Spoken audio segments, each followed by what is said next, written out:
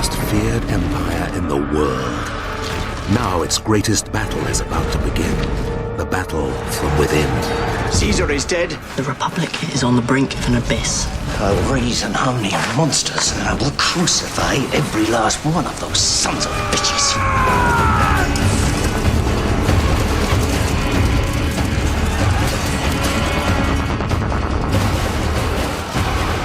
Such times we live in. A brand new series. The Fight for Rome begins Wednesday at 9 and continues Sunday at 9 on BBC Two. What are you doing, James? Who's bringing up your kids? You or your TV? I'm mesmerised by TV, so turn it off. Pardon? Shall I turn it off? What happened when Panorama took TV away from a classroom of kids? A unique experiment. Is TV bad for my kids? Tonight, Hamas may have their feet under the desk in Gaza, but what should the West do about it?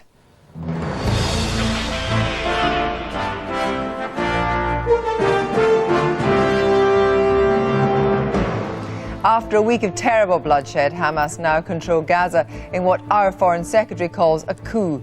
But as Fatah take their revenge on Hamas on the West Bank, what hope a solution now for the Palestinian people? Also tonight, the new European treaty that's not a constitution. What exactly will Tony Blair sign up to before he leaves office? The football transfer deals that the Premier League refused to endorse. 15 agents are named. One of them joins us live to defend himself. And radicalism and rebellion in the genteel town of Bury St Edmunds as the people rise up against the town council. Has embarrassed my town. It has made us literally the lock and stock literally of the whole country. And on Newsnight Review at 11 with Rosie Boycott, Ian Rankin, Andrew Roberts and Mark Kermode. A woman defined by an anthem. Non, rien de rien. The life of Edith Piaf on film. Hockney salutes Turner, not just as a fellow smoker. Look at what he's doing with a brush. Is there really anything left to write about Princess Diana? Tina Brown thinks so. And James Nesbitt reveals his dark side. Ever killed anyone, Benjamin?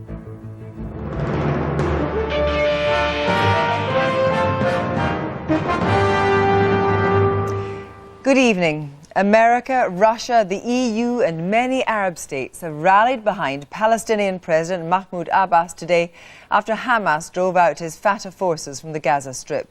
In the West Bank, where President Abbas remains in control, there's been retaliation against alleged Hamas militants.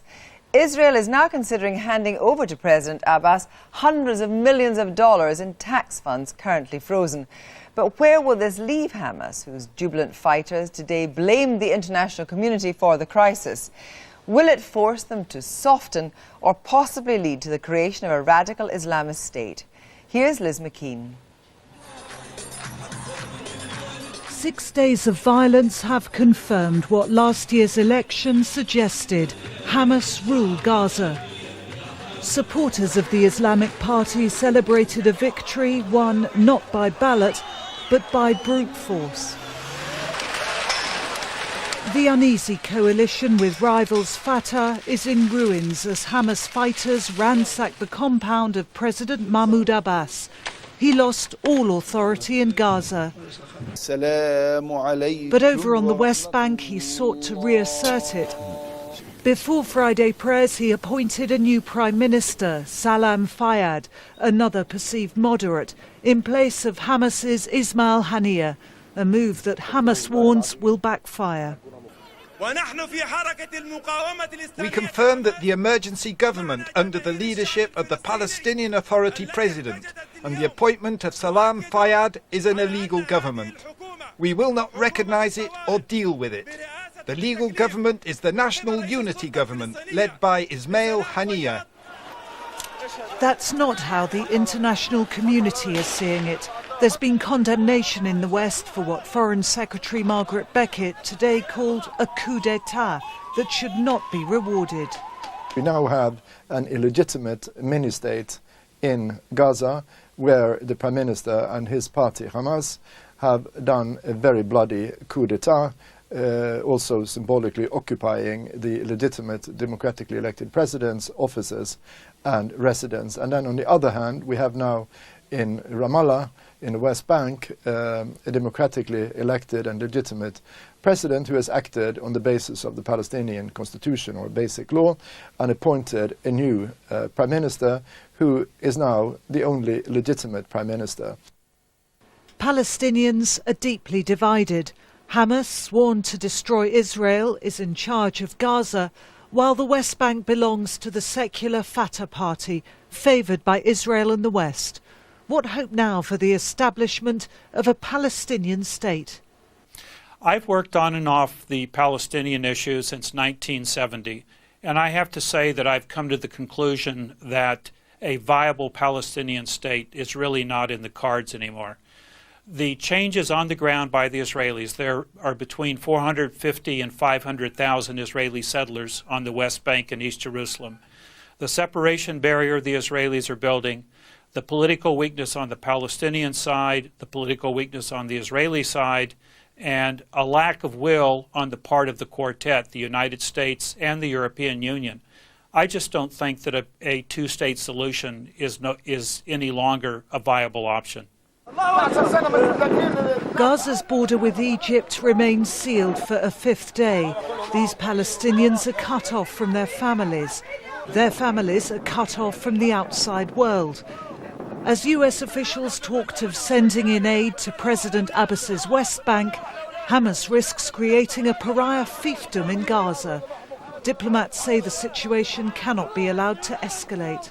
The best that can happen is conflict management, to try to keep Gaza from spilling over into a much more dangerous situation. The Palestinian issue is a poisonous issue in the Islamic world.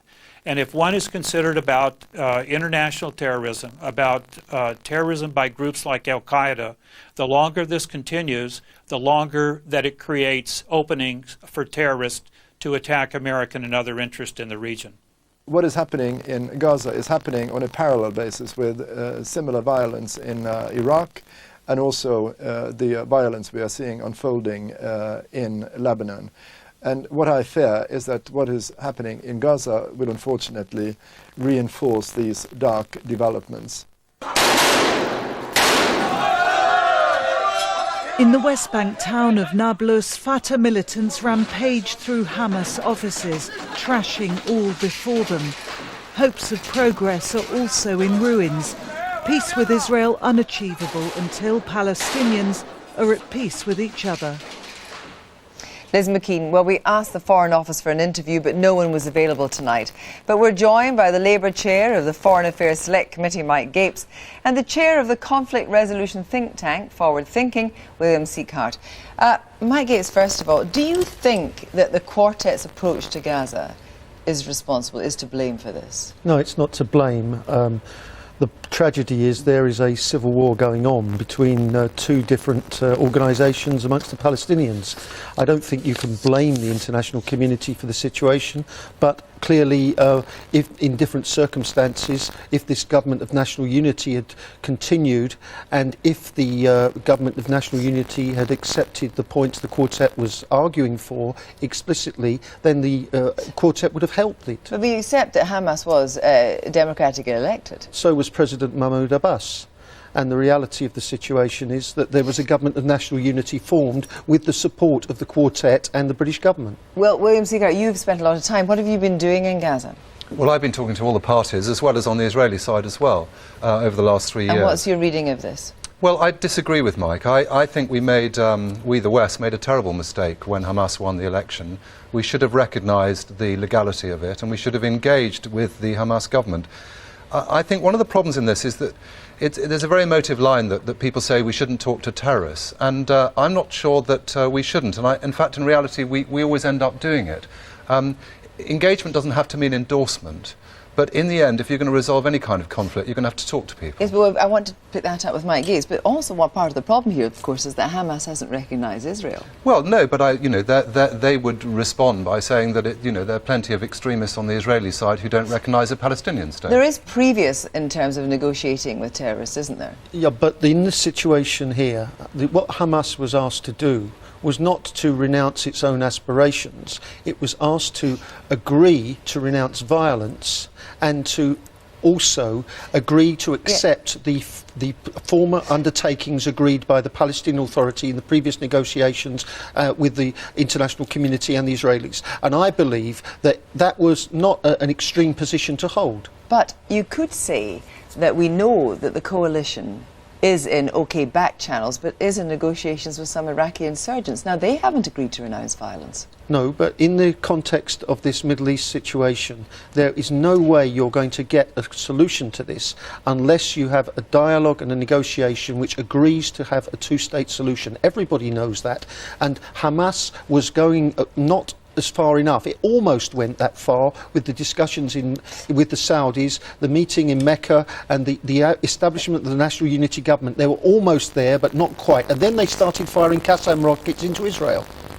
Well, I think there's a problem with this analysis and the problem with this whole approach. If we'd taken this approach in Northern Ireland, we'd still be at war. And you were in Northern Ireland, I suppose. Mike would know, because Mike was involved in Northern Ireland. But I think that the point about all of this is Northern Ireland is not direct parallel with this at all. It's not a direct parallel, but it's an intriguing parallel in the sense that if we had said to the IRA that it had to renounce violence and suspend any ambition it had, philosophical ambition to united Ireland before we'd ever engage with it, we wouldn't have seen the extraordinary scenes that we saw a few weeks ago of Martin McGuinness and Ian Paisley sitting together. But let me finish. Now, I think that the crucial thing that everyone's forgetting in this conflict is that when we saw McGuinness and Paisley, everyone rather forgot the names Trimble and Hume. And, in a way, this whole attempt to create a two-state solution, we've always excluded the difficult people from the process. And Hamas and the right in Israel are the key people who can deliver a peace. What about that they can deliver the peace? And, in fact, ultimately, you will have to talk to Hamas. Ultimately, when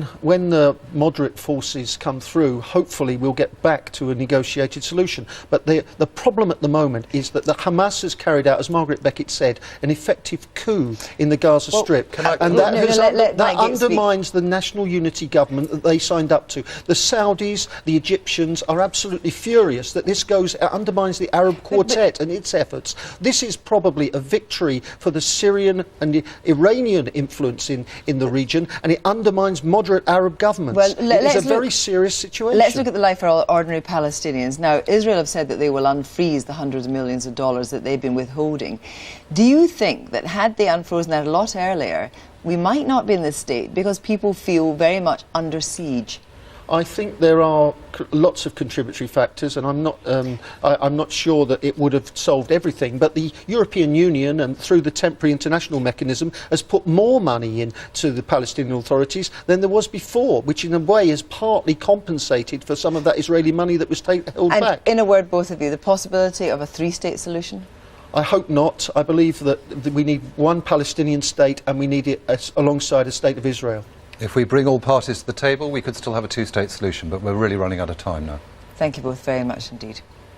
Well, just one more bit of news from Gaza. This morning, Hamas's military wing called for the release of the BBC journalist Alan Johnson. They said his continued detention was unacceptable. And it's been reported this evening that the military wing of Hamas have started taking what it describes as practical steps to bring about Alan Johnson's release. The most serious investigation ever mounted into the buying and selling of top footballers came to an end today. The former head of Scotland Yard, Lord Stevens, published the findings of his so-called Bung inquiry after almost 15 months and at a cost of more than £1 million. He raised concerns about deals involving 5 Premiership clubs: Chelsea, Newcastle, Bolton, Middlesbrough and Portsmouth. He also raised questions about the transfer of some of football's top players, including Didier Drogba, Petr Cech and Michael Essien, all of whom now play for Chelsea, but said he's found no evidence of any irregular payments to players and club officials.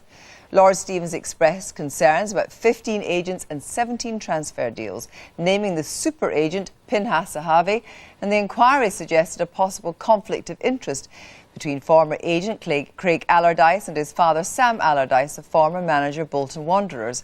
Questions were also raised about Graham Souness, a former manager of Newcastle. All say they fully cooperated with the inquiry. Well, another agent named in the inquiry was Barry Silkman, who joins me now. Barry Silkman, it's a kind of no-brainer of a question, but I will ask it. Have you ever taken a bung or given a bung during a transfer deal? No, I've never been asked about one. No. Does it go on? I've never known it to go on, no, and Lord Stevens hasn't found any evidence whatsoever that it does go on. And this inquiry is supposed to be about bungs, and there isn't any. Isn't part of the problem, though, that there is a lot of, obviously, secrecy around a lot of deals? You're about to do a very big deal for Arsenal Football Club. What's the model? Well, there isn't one. I mean, there just isn't one. It's, if I arrive, as an example, if you're the manager of Chelsea and I represent a player like Wayne Rooney, and I come to you and I say to you, look, I can get Wayne Rooney on a free transfer, what is it worth? I mean, there just isn't one. So you name your price depending on the deal? Depending on the deal, depending on the player, depending on how much work you do. I mean, there's a lot. It's no different than any other job, really. But there's a specific allegation that you failed to disclose straight away the fees that you received with your involvement, on various transfers. Yeah, why? I was asked to fill in a form which consisted of about, I think it was of something like 40 or 50 questions. And it actually took me about, and I have a part-time secretary, something like 6 weeks to try and get the paperwork together. I mean, with a lawyer? Really was. No, I just did it with a part-time secretary. And I live on my own. So it's not easy. I work on my own. And it's really difficult to try and get that paperwork together. And there were 2 deals that I left out. And one was a loan deal, one was a transfer. But within weeks that was corrected. And that was put into them. And those deals that I left out by mistake have been completely cleared. They've been exonerated. There's nothing wrong with the deals at all. But Lord Stevens is clearly uncomfortable with the methodology of the whole football world and the fact that nothing is quite as it seems. Well, he doesn't understand football. He's been a policeman all his life, and I'm sure that if you take a layman off the street or a footballer or a football manager and you put them in the CID for a week, they also want to understand what's going on. But the Football Association is now going to pursue this. But pursue what? I'm not sure what they're going to pursue, because he's actually said that as far as he can see, there are no bungs. But he's named agents and he's named players. But what is he saying has actually happened in them deals? If there's no bungs, I can't quite see what's supposed to have happened. You work closely with Pinhas Zahavi, and that's been cited as being a relationship which might have a kind of back-channel aspect to it. I've been family friends with Pini for 27 years. And my first daughter, God rest her soul, died when she was 5. And Pini Zahavi was the first one at the funeral. And he has been a family friend for a long, long time. And if Lord Stevens or anybody else has got a problem with that, then they've got a problem with life. No one can tell me what friends I can have and what friends I can't have. And if I do business with Pini, who I have found to be the most honest guy that I've ever done football business with, and as I say, he's a family friend, then Lord Stevens has got a problem. But what Lord Stevens, the actual language he uses, he said he found questions about the transfers, but not irregular. He didn't find any irregular payments, but he raised concerns about deals involving 5 Premiership clubs: Chelsea, Newcastle, Bolton, Middlesbrough and Portsmouth. Now, presumably he wouldn't have put that in his report unless he wanted to flag it forward to the FA. Then what has he found?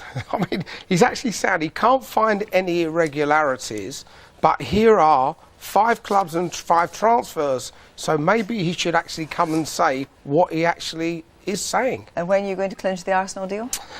Hopefully on Tuesday. Watch this space. Thank you very much. Well, we did invite the Premier League and Lord Stevens to take part, but they were not available tonight. The FT are reporting some startling news about Tony Blair. More of that in a moment. But if the Prime Minister was looking forward to the prospect of a party atmosphere and a fond farewell at the European Summit next week, the letter from the German Chancellor Angela Merkel urging all the member states to rally behind a Charter of Fundamental Rights has probably kiboshed that. It's hard to see how there can be anything other than a fight over the revised EU blueprint. Here's the BBC's Europe editor Mark Mardell with his assessment of who might win. It was always going to be a dramatic day, full of twists and turns, and it ends in utter despair. for Sheffield United. Is nothing sacred? They're over the moon, they're as sick as a parrot.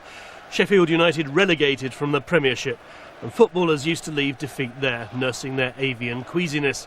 But the Blades say it's a breach of their human rights. And they've been in Brussels today to complain. Those worried about the European Union expanding its powers say next week's summit could agree to a new treaty which would see many more home fixtures played out on a foreign field. When Tony Blair comes to negotiate in this room next week, he'll be under intense pressure from at least 20 other leaders to do a deal and do it quickly. And it's in his interest and Gordon Brown's to get this over and done with, as long as they don't have to give a referendum. After all, it was the French referendum that put pay to the Constitution 2 years ago. Their government's not going to risk that happening again. The Dutch said no at the same time, and it's these two governments, plus the British, that have been pushing for an innocuous, slimmed-down treaty that doesn't provoke the same fears and emotions as a constitution. Well, we've made it quite clear that if the constitutional treaty comes back in its present form, there will be a referendum. We promised the country a referendum on the constitutional treaty. But of course, what is being discussed today is very different from the constitutional treaty. It's an amending treaty, and we've had amending treaties in the past, and there's never been a referendum on such a treaty. So a new confidential German document suggests get rid of the title Constitution. Bin anything that makes it sound like one, like a mention of the EU flag or anthem, and have a simple, slimmed-down treaty merely amending existing ones. But they say this is a major concession to many countries, and they need to keep the substance of the Constitution.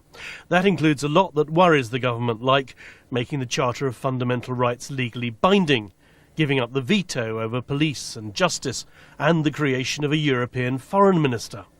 The Conservatives say this simply isn't on.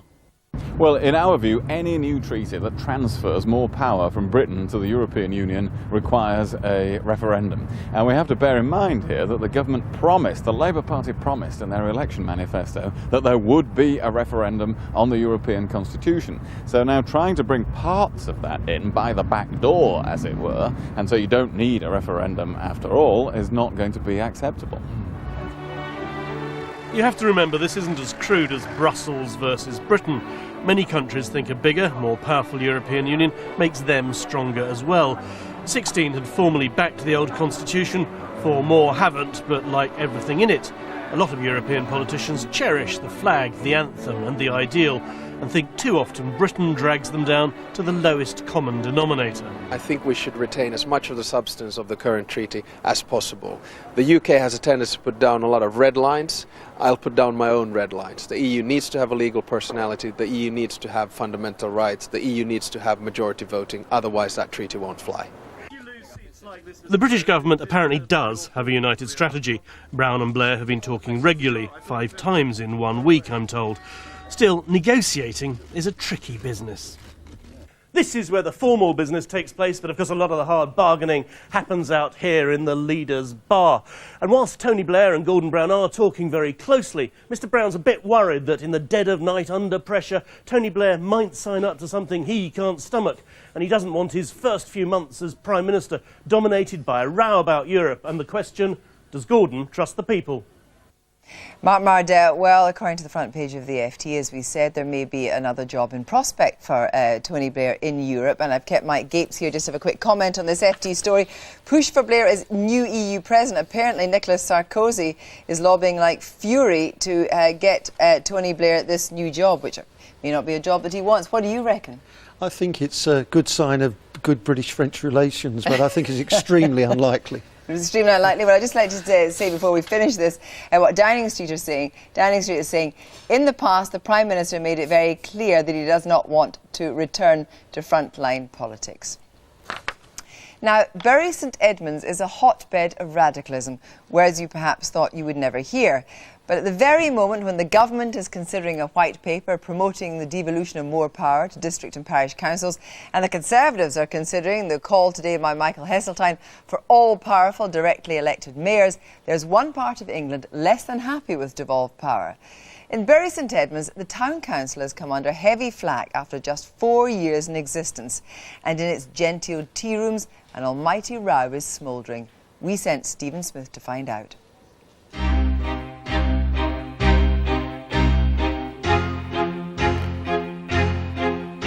They may think it odd that it has 2 mayors in the town. They might think, oh, well, yes, it's silly Suffolk after all. 10 people come in and try and destroy democracy, and to my way of thinking, the fight will go on. There are people who care very much about this council, among the public as well, and they are very disappointed at what appears to be happening. When you come to Bury St Edmunds, you realise it's a city marinated in history. The Magna Carta was ratified here in 1214. The townsfolk have seen their fair share of battles. Once upon a time the peasants were revolting, and Henry VIII took exception to the old cathedral. Now, once again, there are tremulous stirrings of unrest. Meet Roy Bebbington. To his supporters, he's a latter-day Wat Tyler, leading an uprising against oppressive taxation. To others, he's a bit of a stirrer. Representing the status quo, it's Richard Rout and Bob Cockle, self-satisfied and out of touch, say critics, though they see themselves as defenders of democracy.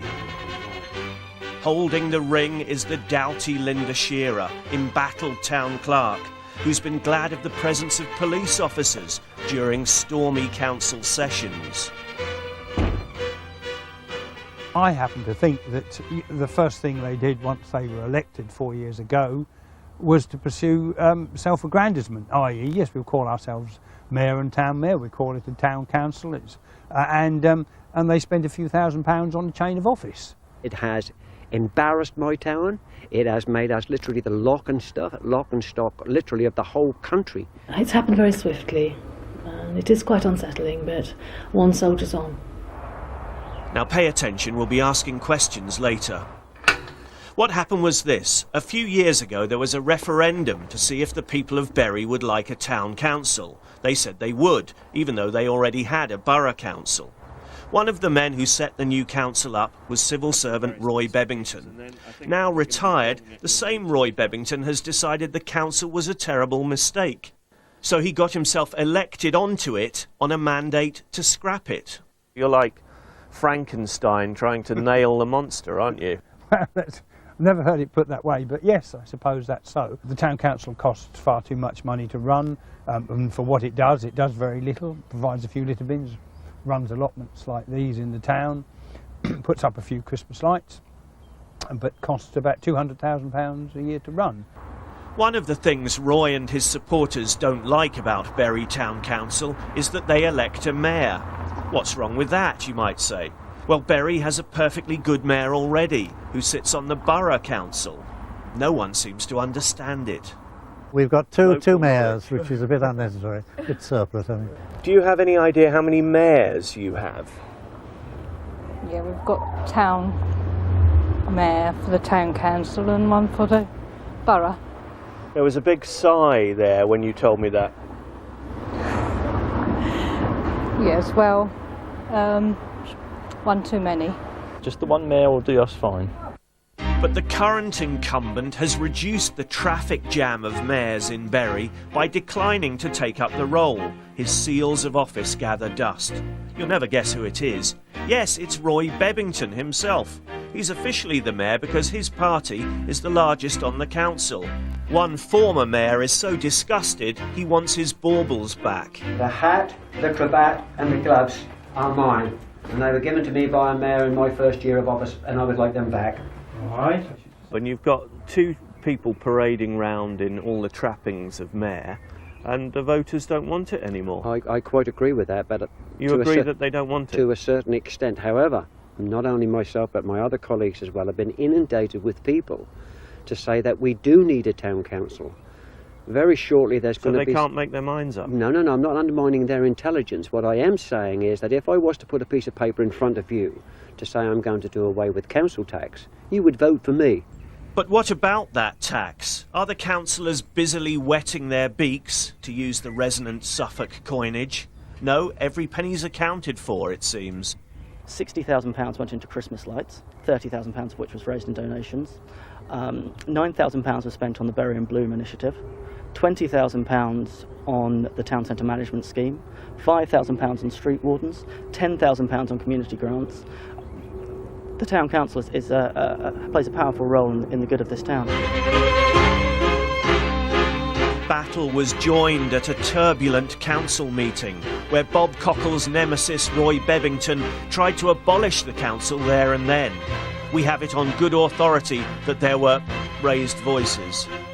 Did you ever expect to encounter these scenes in Bury St Edmunds? No, I did not. And to me, Bury St Edmunds, apart from being a lovely, beautiful, historical town, is associated in my mind with democracy and liberty and all those freedoms, and that it wasn't a correct and democratic process. And I think it was a very sad evening for Bury St Edmunds. If you go down to Bury, you'll find the lights burning late at the council as members on both sides of the dispute discover that breaking up is hard to do.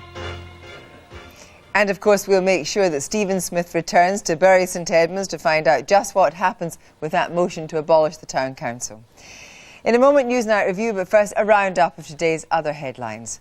Heavy rain has caused severe flooding across large swathes of Britain. Hundreds of homes and businesses have been flooded, and there's disruption on many roads and railway lines across parts of Wales, the West Midlands and the north of England. In Yorkshire, a major search is underway for a missing soldier swept away while crossing a river during an exercise.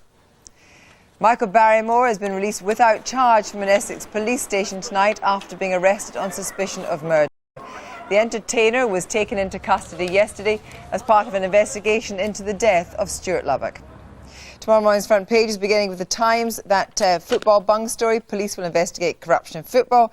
And there's Barry Humphries, Dame Edna gets a CBE. The Independent, welcome to Palestine, troublesome the Muslims in the Middle East are. And moving on to the Telegraph, chronic lack of equipment puts soldiers' lives at risk. In the Guardian, special units to crack down on honour killing. Daily Mail, divided kingdom. Now prescriptions join list of benefits free to Scots but not to the English. Daily Express, Madeline, we believe she's alive. And finally, the Daily Mirror, Britain's got pervert. Talent star axed for being a sex offender. Well, that's all for me now. Now it's over to Martha for Newsnight Review. And tonight on Review, the Cultural Week in television, books, art and film.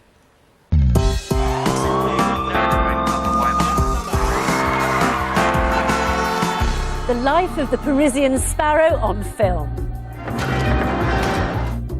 One master of light and space salutes another, Hockney on Turner. He's obviously thrilled by space like I am. The People's Princess is chronicled by New York royalty Tina Brown. The oldness, the coldness, the deadness of royal life. And Dr. Jackman and Mr. Hyde in a reworking of the Robert Louis Stevenson classic. He's got a knife. Minimum necessary force, you understand me? And joining me are journalist and writer Rosie Boycott, film critic and broadcaster Mark Kermode, historian Andrew Roberts, and writer Ian Rankin, who this year is celebrating the 20th anniversary of his character Inspector Rebus. It was the communication of her own anguish which made Edith Piaf beloved by millions. The story of her private pain, emotional and physical, is told in a new film about the legendary French chanteuse La Vie en Rose. The biopic, which is written and directed by Olivier Dahan, traces her early beginning as a sickly child in a brothel, then her fame, drug addiction and a crippling death from arthritis and cancer at the age of 47 in 1963. In France, the film was called La Môme, the Kid, which was Piaf's nickname. The little sparrow is played by Marion Cotillard, who is discovered on the streets of Pigalle. Dis-moi ton nom. Edith Giovanna Gassion. C'est pas terrible. Mais j'ai aussi d'autres noms quand je chante. Huguette Elias, Tania, Denise Jay. Ah, j'ai... Oh, vous vous faites les ongles. C'est pas la question. Tu me fais penser à un moineau. Ah bon? Ça. La môme moineau, c'est déjà pris? C'est déjà pris. Ouais. Un moineau. Là d'où tu viens, un moineau, ça se dit Piaf. C'est ça, hein? Un Piaf. La môme Piaf. Ah, c'est génial. La môme Piaf, ça fait tarte. Mais qu'est-ce que tu racontes? La môme Piaf. Ah, c'est vraiment génial. C'était pour un répertoire digne de ce nom. Tu vas travailler Nini Pot de Chien, La Valse Brune, les classiques de Brouillon, les mômes de la cloche. Ah, bah celle-là, je la connais. Je veux que tu les travailles. Toutes les nuits, s'il le faut. Tu commences vendredi. Mark, let's begin looking at the structure of the films. Yeah. The director, Olivia de Haen, decided not to tell her life in a linear narrative, didn't he? Well, what you get is a kind of collage. It's almost like a kind of deathbed reminiscence episodes from life scattered around. It's one of the good things about the film is that you do get lots of, there's a flavour of it. In the visual text, you see that, very dark, sort of smoky, lots of lovely browns. That all kind of works very well. And in the middle of it, you have this kind of kamikaze-style performance by Marianne Cotillard, who really throws herself in selection of wigs and facial appliances for playing different ages of Piaf. That's fine. The problem with that structure for me is that I think in the end the film lacks a central voice. I mean, we know that Cotillard is lip-syncing, and maybe that's acceptable because who else can sing like Piaf, perhaps? But I got the sense that the director is kind of miming as well. There's a lot of gesturing, there's a lot of sound, there's a lot of stuff going on. But what you don't have is the heart and soul of the character. And I think that's a problem. I think it's episodes rather than understanding. Rosie? Well, I really liked it. I mean, I think Mark's right, it's got lots of problems, and I certainly found a problem at the end where suddenly you're in, she's had this baby and it's died, and why can't that be part of her life? But I didn't know that much about Piaf, apart from the voice. And actually, the story is extraordinary. It's incredibly tragic, how she keeps going. And the transformation as an actress is bizarre from that lovely young girl that you see through to the end. And of course, the voice takes you somewhere, and it's very emotional. Yes, it's a kind of flawed film, but as just to go and watch it, it's an enjoyable, emotional experience. Her childhood, Ian, is particularly poignant, isn't it? The way she's back living in a brothel where her father has dumped her. I thought it was brilliantly done, and again, Piaf is one of these people you think you know because you've seen her on TV in old grainy black and white and you've heard the music, but the life, and you might know little bits of the life story, but it seemed to me almost Dickensian. It was like a previous age, these extraordinary old sort of Parisian and Normandy houses that were rickety and falling apart. You expected Bill Sykes to come around the corner at any moment, and the brothel is what you'd expect a brothel in a Dickens type story to be, and that gave it to me a real sort of infectious flavour. I loved it, and I did think the central performance, I mean, I was just blown away by it. I mean, it was acting, you could see it was acting, but it was just phenomenal. And we got a sense of the First World War. Her father is off in the trenches, but then the Second World War suddenly appears. Well, it's a very there is none. She goes straight from 1940, before the German invasion, right the way through to 1947 is the next. This is rather what Mark was saying. The lack of the guts of the film is a weird mistake in my view, because and I love this film. I thought it was a fantastic film. However, for any French woman who lived in that period, of course the Second World War was a key moment, and she herself actually didn't do badly in the war. In occupied France and in Vichy France, she employed Jewish accompanists and thereby saved some of their lives. And this is something that I think she was obviously faced with important moral choices, as every Frenchman was in that period. So I think it's astonishing that they just skipped the whole of the Second World War. Isn't it? It is. I mean, also, the whole question of exactly what Piaf's role in the resistance was is very, very interesting. It's the heart of it. I mean, you mentioned this thing about, the detail, the Dickensian detail. I think the detail is all there. I would quibble slightly with Marianne Cotillard's performance being brilliant, because I think that it's over the top in a way that Piaf has to be, but occasionally it's too much, it's too toothy, it's too eyeball staring, it's too much, here's a really old wig, there's too much, it's almost like it's trying too hard. I completely don't agree. I think she's captivating, actually, and you're with her, and the contrast that they keep coming back to this sad little lady with her arthritis, and she's crippled at the end, and then this beautiful person. And I particularly loved her great love of her life with the famous Moroccan boxer. And there's a wonderful scene when she wakes up in the morning and she's asking for him to come, and you think he's there and she's making breakfast, and then suddenly she goes into the other room and you realise this is a fantasy. And he is dead too. He's died in a plane crash, and like everybody in her life, he's been taken from her. And you really think, how did she kind of keep going, and how did she keep giving the world this extraordinary singing? Fascinating use of music, of Piaf's own voice through it, that Marianne Cotillard. We can hear a little bit of that now. Non, rien de rien. Non, je ne regrette rien. Ni le bien qu'on m'a fait, ni le mal, tout ça m'est bien égal. Non, rien de rien. Non, je ne regrette rien.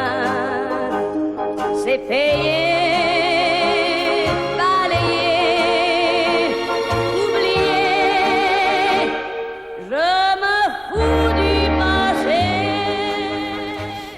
That's intercut there with her deathbed scene, which gives you, I guess, a sense of the arc of the performance of Cotillard across the film. But I think the other thing to bear in mind is that Cotillard, if anybody in the UK knows her, would probably know her from Taxi 1, 2 and 3, the French movies, and this is just so different from those kind of performances that you'll think, where has she come from?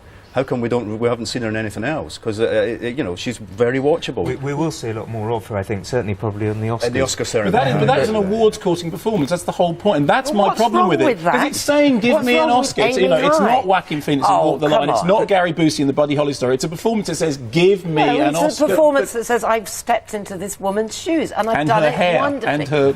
No, but I think that you have to accept that with a life like that, with the lovers dying, not just that one, and the Gerard Depardieu character being murdered, her mentor, and her child dying, and her baby dying, which you're not told until the end. I mean, it's a long film, 2 hours 20 minutes. It's a long film, but I couldn't see where they should get rid of the 20 minutes. It's a production by TF1, and I think it's amazing that it's not Canal Plus. It's actually TF1, who are not known for making these big budget movies that are actually saying something. I think it's also really nice that actually she's been brought back to life. I mean, it's quite weird to think that she was still singing as the Beatles were starting, and you know, there was that kind of overlap, and she's come back, and someone was saying, you know, would it work for a younger audience? Actually, I think it will work brilliantly, and it brings something fantastic. The goosebumps you get when she sings Children of Great Renown is fantastic. Well, Le Vie en Rose Certificate 12A is released nationwide next Friday.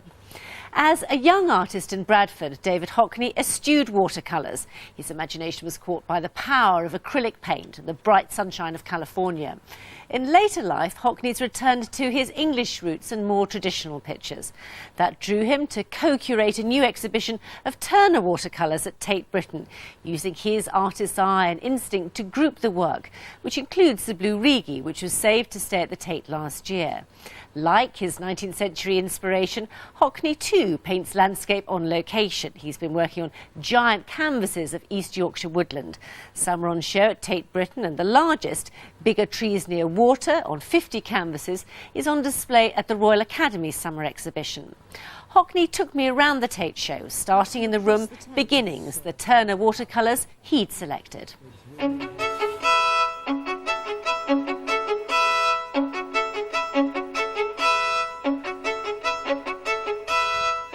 It must have been an extraordinary task for you to try and narrow down your choice to this small number of paintings on display here, because it's a huge bequest, isn't it? Well, yeah, but I chose these out of about 150, you see. They'd narrowed it down to that, and I chose them, and, you know, for all kinds of reasons. I mean, just look at the colour range there. Yes, subtle, how subtle it is. I don't think you'll get it much on television, actually. These are what Turner called beginnings. I picked them because they had a tunnel here, a tunnel here, under here, so you're looking through something, under something. I mean, he's obviously thrilled by space, like I am. And what you have to remember about these, of course, is how original they were at the time. I mean, there's not using much pencil at all, I don't think, just the brush.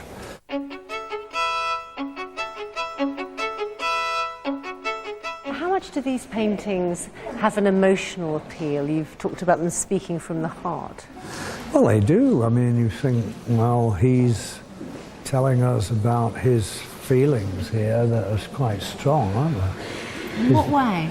Well, I mean, his love of it. I mean, he's a painter, so he's up in the early morning. He wouldn't be sleeping in.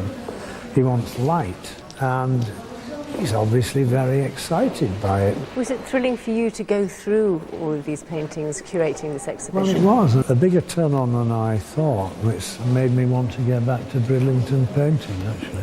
As an inspiration? It does, oh yeah, with bigger brushes. Well, let's go and take a look at those paintings that you did yourself now, which were painted in the course of a year, I think. That was a very sunny morning in the autumn, and as you can see, the sun is behind me. Actually, those are shadows going in, and the leaves had just fallen, so they're very vivid orange. But 2 days later we had a misty morning. We were out there for say 8:30 and the mist had gone by 11. But I'd got enough down to finish it, really. I mean, you finish it from memory. It's your 70th birthday. Does it feel like a big landmark to you? No, it doesn't. I feel just like I did 30 years ago, actually, and I still smoke. So you won't be giving up? I won't be giving up, no. David Hockney. Do you think it was an interesting choice, Rosie, to partner Hockney with Turner? Yes, it's like a lovely present to give someone, I mean, who's given so much to British art, to kind of let him go and curate an exhibition. What's astonishing about the Turners is that there's 30,000 of them in the Tate, and this was what he had left in his studio at the end. And they're extraordinary in that they are exactly as he says, they're like the heart, and they're like, you know, some sort of light coming through. And he had a range which is bigger than any British painter. I mean, I love his English landscapes, pictures like the Ford, which are very sort of subtle, and unlike the kind of Constable, which is very like a chocolate box. These are things that kind of have feeling and movement. And then this range that goes through the Alps, through some of the pictures of people, obviously the blue Rigi. And he was the first painter who really mastered the idea of making prints. And so the ones that he had there left were the kind of master copy. But what was astonishing was he would paint 5 or 6 at once. And apparently, you know, he would dunk the whole painting in water, and then he'd get a colour and he'd put it on to every single layer of it. He was a kind of master worker as well as he was a genius. Ian, could you sense Hockney having the artist's eye behind the part of the exhibition that he curated? Well, I mean, I was very disappointed by this, because they're in huge letters in front of the Tate. Hockney, Turner, same sort of size of lettering. And when you get in there, you find that a very small part of this exhibition is being curated by Hockney. And when you get in, the only evidence of his curatorial skills are a couple of quotes on the walls. There's no quotes beside individual paintings saying why he chose it, why he thought that was a good, you know, why this was an inspiring painting for him. You get some Turner notebooks and a little note saying from Hockney saying, yeah, I use notebooks as well, but none of Hockney's books, so you can't compare and contrast.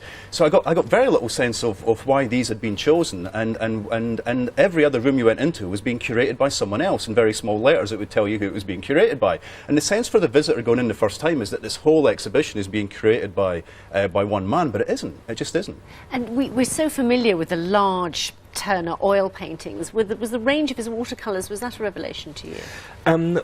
Well, as Rosie was saying, the man is very clearly a genius, but maybe that's because I was expecting so much that I was disappointed by this exhibition.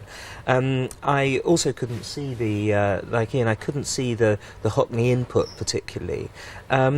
And it seemed to me that although there were some absolutely gorgeous pieces, the Blue Rigi as we heard earlier, but also the ones of Italy that were the illustrations for the poet Samuel Rogers' visit, his book on Italy, those were gorgeous, and those were probably worth going to the whole exhibition just to see. Beautiful view of the Forum in particular, wasn't there? There was, and of Marengo and of various other aspects of Venice as well. But overall, I found quite a lot of them just samey. And the Hockney paintings you have to work really hard to find. They're not flagged up. They're not in that exhibition space. They're way along the other end of the corridor next to the cafe. And when you did find them, what did you think of them, Mark? Well, I think the Hockney paintings are really great. I'd be much more at home looking at the Hockneys than I would with the Turners. I'm not a Turner fan, but I have to say, in contrast to what you mentioned that thing about the quotes being on the wall. Okay, now I'm saying that, you know, I look at the Hockneys, I think I understand that. I love the bold lines, I love the colour schemes, I love the bright greens and the browns and the rest of it. This is stuff I'm at home with. And in the past, I've looked at the Turners and it doesn't really work for me. And then I read on the wall quotes from Hockney saying things like, these works seem to suggest in a new way how to explore the inner world in an outer way. Oh, that really works for me. Painting has to be about gesture and movement. Think about the direct connection between the heart and the hand. And you know what? Yes, it's a small collection, that room that he curated. But actually, I had a very, very enjoyable 3/4 of an hour in there, in which it was completely manageable. And for the first time, I came out of it thinking, you know, now this kind of makes some sense to me. As somebody who would have happily gone to see the Hockneys and really not been interested in the Turners, that central room did work for me. What I did think was interesting, but then I did have the luxury of David Hockney pointing it out to me. Right. The pictures that he looked at, he talked to me about seeing a hole through woods, and then when you go and look at his pictures, there's exactly the same thing. So he's obviously working on and working the the other, but that wasn't actually directly But I mean, they are so explained. stunningly different that they couldn't be closer. I mean, Andrew's saying that you have to go off and find them, or you were saying go off and find them. I mean, if they're such a jarring contrast when you come away from the Turners, which are very soft and very subtle,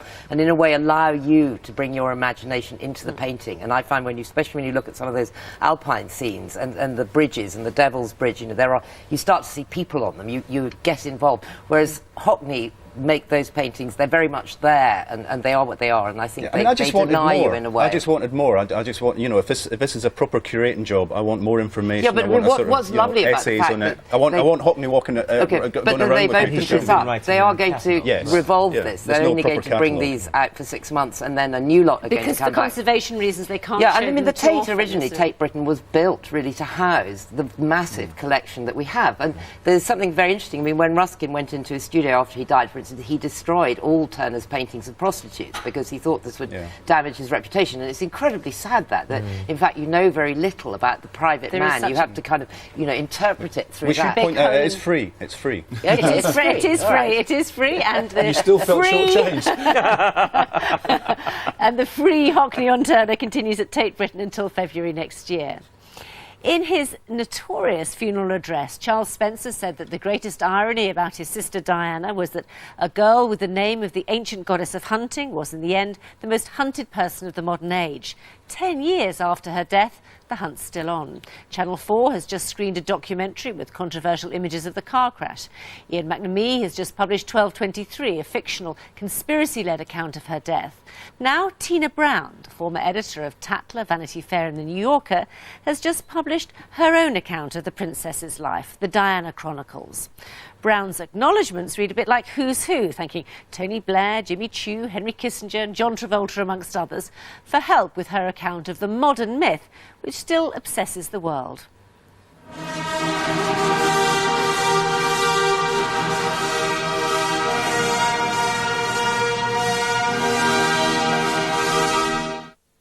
It was like an icy wave hitting her in the face.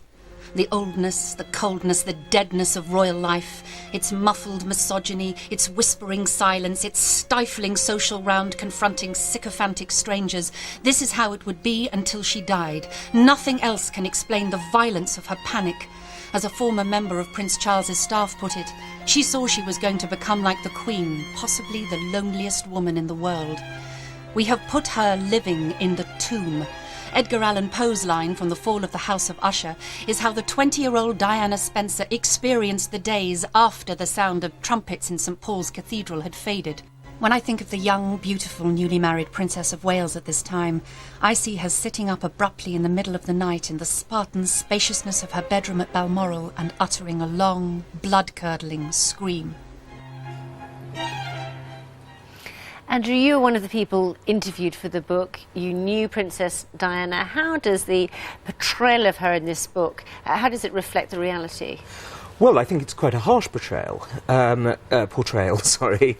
I think that I read this very much as an historian, and I didn't think there was anything particularly new to say about Princess Diana. After all, there have been very good books written about her by other people, including historians, and I was surprised and impressed that it was such a revisionist account, and not one that a lot of American readers are necessarily going to be very happy reading. I think that the way in which she argues that really Lady Diana didn't really love Prince Charles at the beginning, that Prince Charles did kind of love her, and that Camilla Parker Bowles loved her husband and didn't really want to marry the prince, flies absolutely in the face of what accepted, understood reasoning is. So is the difference in the analysis, the revisionist account, rather than any startling revelations? Yes, I think it is. I mean, I don't think there are any revelations in this book. I mean, it's very well put together, it's very well written, it's very dense, well researched, it races along.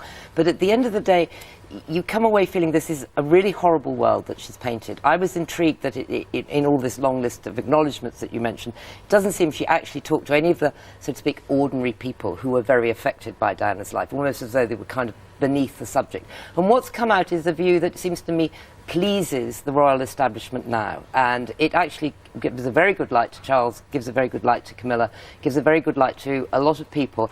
And I felt that even when Diana was doing the things that she was grateful, I mean, like landmines and all those things, there's an interesting little paragraph, you know, when she talks about going to Nepal and being with lepers, and that it says, and she did, you know, she touched the lepers, but she was accompanied by an ex-Etonian Prince Dipendra, who then went on to kill 9 members of the family. Almost as though, even on the good things she did, she's slightly cut down to size, and I can't see why, kind of, you know, she needs this revision. Did it seem like a hatchet job to you? I'm not up on biography. I haven't read any of these books before, and I approached it, and I was happy to approach it as the great unwritten Julie Cooper novel, and that's just the way it reads. It's like a fantastic Julie Cooper novel about this girl who becomes part of the firm. I love the fact that she calls the royal family the firm all the way through, and some lovely little sort of anecdotal moments that are just straight out of a novel, like Charles Spencer pushing Rain Spencer down the stairs after his father died, and Princess Diana doing the ironing for Jemima Khan and stuff like that, and she always had done the ironing. She did it for her brother as well. It was those sort of moments that actually made her more of a real person. I'm just staggered to hear you say it's well written. I mean, Julie Cooper is the key to it. I mean, listen, women who love horses usually love sex. It's no accident for girls the onset of puberty is often marked by an obsession with horse flesh. I mean, say nothing about the throbbing, galloping animal vitality between one's thighs. I'm sorry. You can always find the odd and later on, when she dies, we get that terrible phrase when she said, Diana's heart was broken in a way that would not mend. I mean, I'm sorry. Right, that is bad writing. It's written by somebody who is desperate to get in with that crowd. It has... No. I mean, it's not... sycophantic to Prince Charles. It calls him pretty much a useless and also appallingly. No, it doesn't. It says how bad he is in bed. On 2 or 3 occasions, it actually says. And by the way, I don't think that is particularly historical, because the only way that we can have that. Well, how does she know? How does she know? She says and she quotes Kitty Kelly on one occasion, which is something that is completely impossible to do properly. You just simply can't do it. However, I think that there are a lot of very good jokes in it. I think that there are a lot of very good... I mean, 245 people she interviewed, several of them, people's brothers and things like that, actually do say things that I wasn't Mr. and Ms. off the record. Yeah. Well, that has to be. If they are off the record, there's very little you can do when you're writing. She's in love with the worldview. She's in love with that world. She's in love with the right. And she does say about Prince Charles, I'm sorry, she said, it doesn't come across on television, but when you're in the room with him, he's got huge shoulders and he's got this animal magnetism. No, he hasn't. She makes Charles sound actually much more interesting than he usually sounds. Exactly. I have to say, I think that because most of the characters in the book are really awful, like the brother and Lady Fermor, and they're ambitious and they just want to go up the social step. And actually, Charles comes out of it as quite kind of amiable and bumbling, and at least, you know, talking to plants gets a little bit of kind of emotional heart in it. I think the Lady Fermor thing is fascinating. The way in which she's found out. Social climbing. Well, the Diana Chronicles by Tina Brown is published by Century. Robert Louis Stevenson's Manichaean view of human nature in Dr. Jekyll and Mr. Hyde still captures the imagination 120 years after its publication. Now comes a very contemporary retelling in a 6-part series for BBC One. It's written by Stephen Moffat, whose work includes Doctor Who and Coupling. James Nesbitt plays Dr. Tom Jackman, who's increasingly concerned by his evil alter ego, the self-styled Mr. Hyde. Dr. Henry Jekyll, 1883, Edinburgh. Amongst his close friends, one Robert Louis Stevenson. Jekyll died a few months before Stevenson's story was published. It was a true story? Well, he's based on truth. He looks like me. Exactly like you, yeah. You said he died? At the age of 43, not long after this photograph was taken. About my age, then? I think time is becoming a factor. What did he die of? It's unclear, even in the story, but he died as Hyde. Ian, you've made a programme about the original Stevenson classic. What did you think of this kind of reworking? It's much beyond a reworking, actually, isn't it? Well, I mean, tonight we've been talking about people that we think we know a little bit about, and here's a work that we all think we know, but usually we only know it through the films. You know, not many people have actually read the book. It isn't trying to be a retelling. It's actually taken as the central idea and trying to turn it into something new. I mean, the problem with this is that because it has been told and retold and down the ages, how do you make it fresh? How do you make it new? Stephen Moffat, someone I only know from Coupling, one of my favourite comedies. I was amazed to see him as the writer of it, because I think of Jekyll and Hyde as a true horror story. Yeah. But he's done something. He is doing something. I've only watched the first 2 episodes, but he is doing something interesting with the central idea.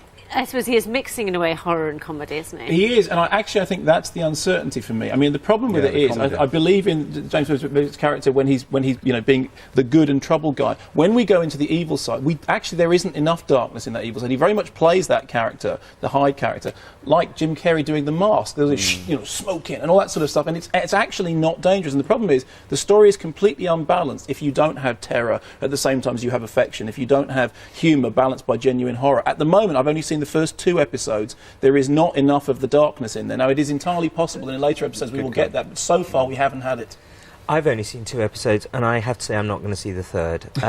It struck me as being a bit overambitious, really, in that the dark character has got to be a lion sometimes, and then he's got to be, I don't want to give away anything, but he's then got to be able to be invisible and move very quickly and very nice, and then a child. There's a lot of the childish thing, and then he climbs walls, and then he's a sort of rapist and murderer, but then we discover he isn't really, and it was just too much. Were you ever scared during this? Yes, no, I thought it was quite frightening. I mean, I simultaneously had no idea what was going on, but I found it quite frightening, which I couldn't quite figure out. And then I thought, was it also trying to be something like the Manchurian Candidate? Because you have this strange black truck with following people around, then suddenly it's 5, and then American corporate takeover of this man's life. I mean, I have not watched 2 hours of television and had less idea as to what was happening. I think it's a lot of fun. We can have a little look at him now as Mr. Hyde to get a sense of that performance.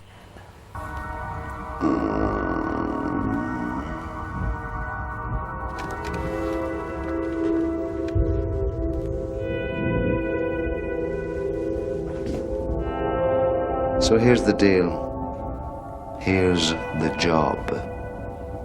As long as the lights and cameras are on, you're safe. Lights out, you're dinner.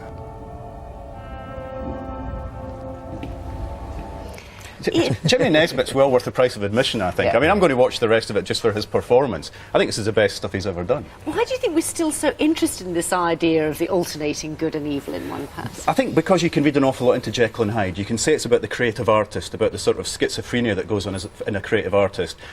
It's about Presbyterianism in Edinburgh. You can say it's about Edinburgh itself, the light and dark, the body snatching and everything else that was going on that infected Stevenson's imagination as a youngster.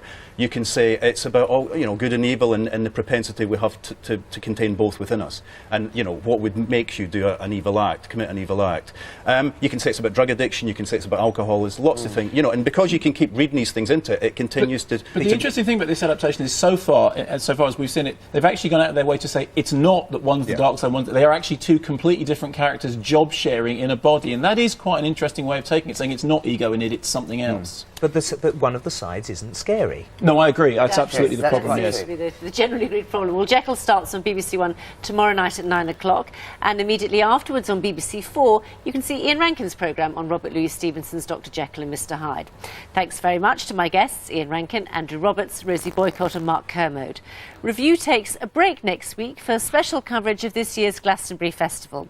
And Kirsty will be back on Friday the 29th of June with a special programme from the Manchester International Festival. Gavin will be here with Newsnight on Monday.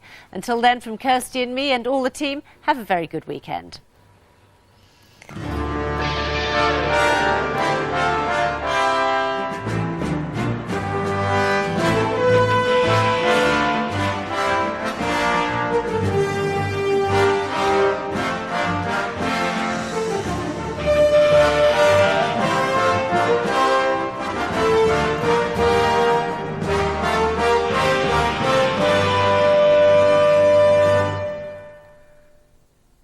Haunting vocals of singer-songwriter Ray LaMontagne next. What are you doing, James? Who's bringing up your kids? You or your TV? I'm mesmerised by TV, so turn it off. Pardon? Shall I turn it off? What happened when Panorama took TV away from a class of kids? A unique experiment. Is TV bad for my kids? Monday at 8:30 on BBC One. Forget your personal bests, your gentleman's honour, your posing, your posturing. Where they're going, there's just one rule. Try not to die. Too brutal. Yeah, it's getting dirty. I think we're in serious trouble. Ah, that was my skin, dude. Not cool. This is no holiday. This is Last Man Standing. Coming soon to BBC Three. I've seen it before. I've gone down the road here and I drove into a back of a car. I drove into a back of a car several years ago, because there was a woman walking down the road and she was topless. I mean, you shouldn't do that on the side of a main road. I drove in the back of a car.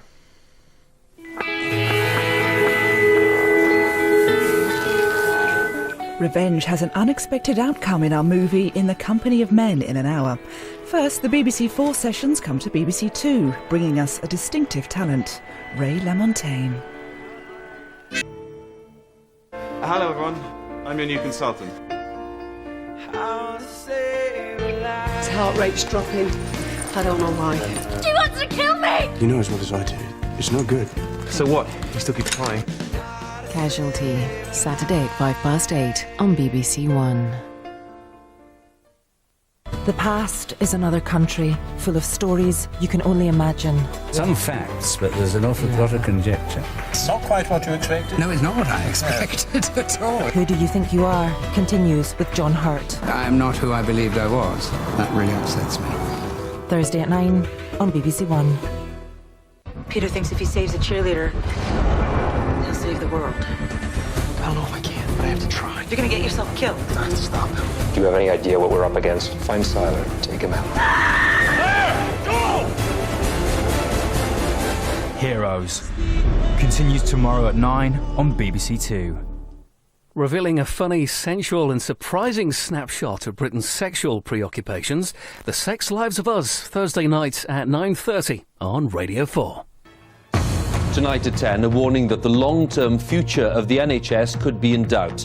A new report says that productivity must improve and more money must be spent to bring it up to European standards. The report also singles out obesity as a major burden on the resources of the NHS.